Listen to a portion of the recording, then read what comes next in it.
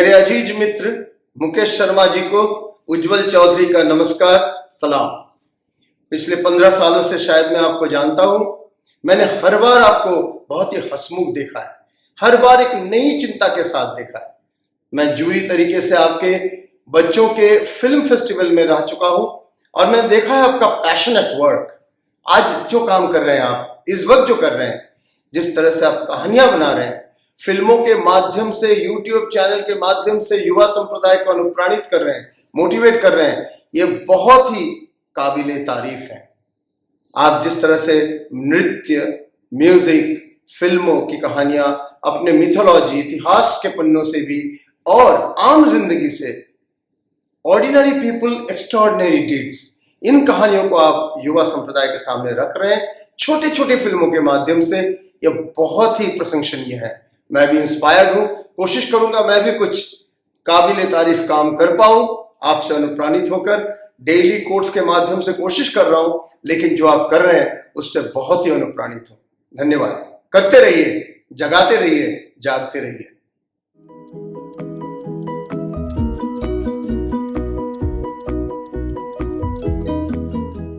एक बार पुनः आपका तहे दिल से स्वागत और हार्दिक अभिनंदन।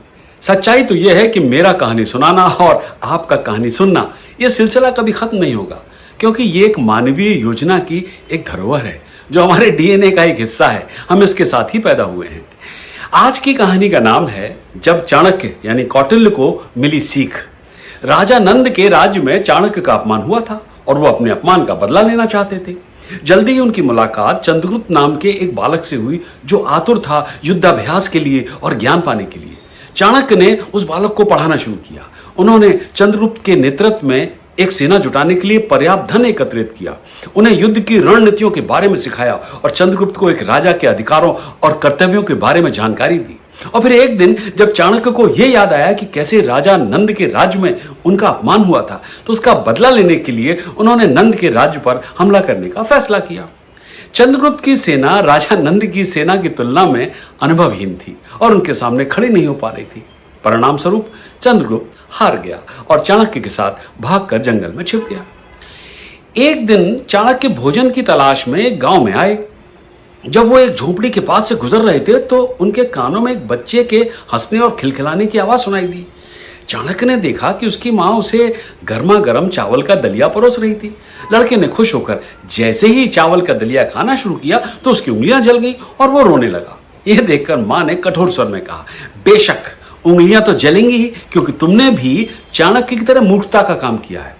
यह सुनकर जिज्ञासु चाणक्य ने झोपड़ी में प्रवेश किया और इससे पहले कि महिला कुछ कह पाती, उन्होंने कहा, क्षमा करें इस तरह से अंदर आने के लिए, लेकिन मैं सिर्फ आपके शब्दों का अर्थ जानने आया था।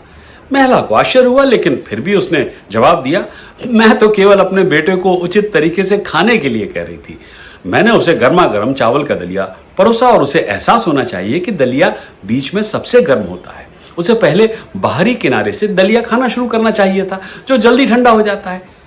चाणक्य ने सवाल किया, हाँ मैं भी इसे समझता हूं, लेकिन इसका चाणक्य की मूर्खता से कोई लेना देना नहीं है। तब महिला ने उत्तर दिया, बिल्कुल है, चाणक्य मूर्ख हैं। उन्होंने पहले छोटे राज्यों को जीतने के बजाय सीधे राजा नंद के राज पर हमला कर दिया, यानी बीच में, जैसे कि मेरा बेटा बीच से गर्म दलिया खाने की कोशिश कर रहा था। इसीलिए चाणक्य हार गए और उन्हें भागना पड़ा।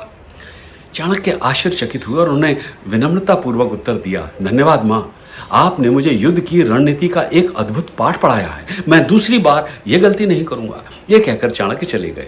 बाद में उन्होंने एक बार फिर सेना का पुनर्गठन किया और पहले छोटे छोटे राज्यों को जीतना शुरू किया और अंततः नंद के राज्य को जीतने में सफल रहे।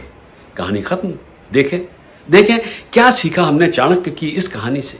यही कि जीवन के सबसे बड़े सबक आमतौर पर सबसे बुरे समय में और सबसे खराब गलतियों से सीखे जाते हैं। बुद्धिमान व्यक्ति वही है जो किसी से भी सीखता है और जैसे ही उसे अपनी गलती का एहसास होता है तो उन्हें सुधार कर आगे बढ़ जाता है।